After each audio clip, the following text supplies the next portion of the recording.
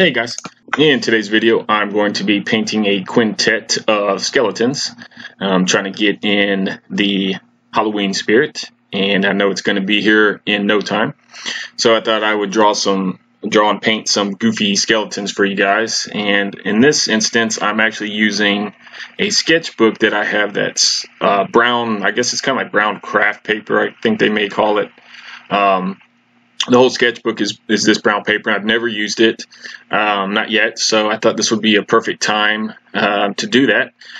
And so for these skeletons, I went ahead and started with a sketch, pencil sketch, and then the one I'm working on right now, I painted with white gouache, and as soon as it was dry, I'm going over it with a black paint pen, and the pens are Posca pens. I think they're from Japan. I'm not sure if I'm saying that right. But I haven't really used them a whole lot either, so this whole thing is kind of a fun experiment. So this next skeleton here, I want to try a light green. Instead of just making everyone white, I want to just experiment with some different colors. And so he's going to be a light green, and after the green, I'm going to put down some white for the teeth and the eyes. And then as soon as that dries, I'll go back over him again with the black paint pen. And then pretty much going to do the same thing for the other three guys. I'll probably experiment with some different colors. The neat thing about using this brown paper is it already has this background that makes these colors pop. So instead of just doing it on a white background, this brown paper really makes it stand out. So it's a pretty fun little experiment. I'll put a little shadow down here at the bottom. For this skull, I'm going to try gray just to see how it looks. I don't know if it's going to turn out very well. And on his forehead, I'm not sure if you can tell, it's supposed to be a candle kind of melting. I don't know. I just thought it'd be neat to put a candle on his head.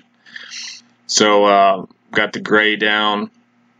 And I'm going to go ahead and, while that's drying, paint this other skull a light yellow. I thought I might try that. I'm not sure how that's going to turn out. I don't know if that really says Halloween or not.